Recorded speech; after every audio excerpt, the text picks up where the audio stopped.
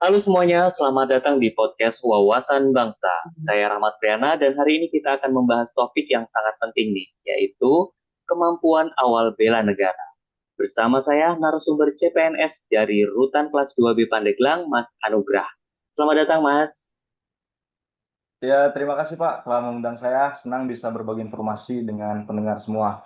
Oke, langsung aja ya, Mas. Apa sih yang dimaksud dengan kemampuan awal bela negara? Jadi menurut saya, kemampuan awal bernegara itu bakal bakal besar yang harus dimiliki setiap warga negara. Ini mencakup pengetahuan, sikap, dan keterampilan dasar agar kita siap berperan menjaga kedaulatan dan keamanan negara. Misalnya, memahami Pancasila, Undang-Undang Dasar 1945, tahu hak dan kewajiban sebagai warga negara nih Mas, serta memiliki kesiapsiagaan dasar terhadap bencana dan situasi darurat. Itu Mas. Oh, begitu. Jadi bukan hanya soal militer ya.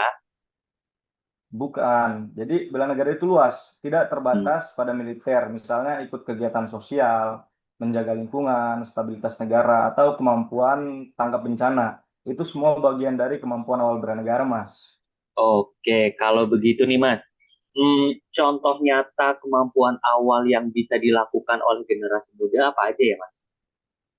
Sebenarnya ada beberapa sih, Mas. Hmm. Kayak pemahaman dasar Pancasila dan Undang-Undang Dasar 1945 sebagai fondasi sikap, siap-siagaan sederhana.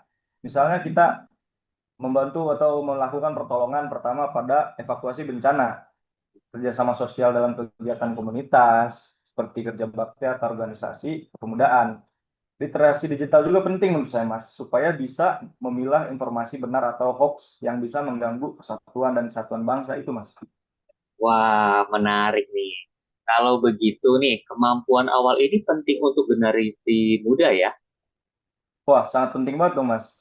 Dengan kemampuan awal ini, generasi muda bisa mengenal tanggung jawab sebagai warga negara, lebih tepatnya ya.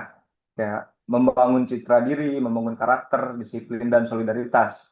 Dan lebih siap menghadapi tantangan sosial maupun lingkungan, gitu, Mas. Oke, oke. Jadi selanjutnya bagaimana nih cara menumbuhkannya di sekolah atau di masyarakat? Caranya sebenarnya kompleks sih, Mas. Bukan cuma satu ya. Cuman bisa diringkas sih. Kayak caranya bisa melalui pendidikan formal seperti PPKN, latihan tanggap bencana, kayak simulasi apa sih namanya Badan Penanggulangan Bencana itu Mas, kegiatan ekstrakurikuler, kegiatan sosial dan kepemudaan seperti kerja bakti atau organisasi kepemudaan. Oh, Simulasi dan pelatihan praktis itu Mas, misalnya latihan evakuasi atau pertolongan pertama. Tuh. oh, siap-siap. Pesan terakhir nih untuk pendengar, khususnya generasi muda. Pesan terakhir, sebenarnya kayak kemampuan awal bela negara tuh harusnya kita udah punya semua sih Mas. Kayak mulai dari hal yang sederhana, pahami hak dan kewajiban, disiplin, peduli lingkungan, dan aktif kegiatan sosial. Ingat nih Mas, kemampuan awal bela negara bukan sekedar teori, tapi aksi nyata dalam kehidupan sehari-hari gitu Mas. Wah, keren banget. Terima kasih banyak Mas atas insight yang luar biasa ini. Semoga pendengar kita semakin sadar dan siap berperan dalam bela negara.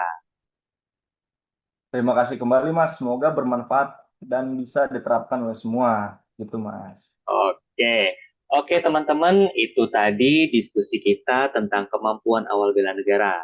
Jangan lupa mulai dari hal kecil di sekitar kita untuk menjadi bagian dan dari pertahanan bangsa.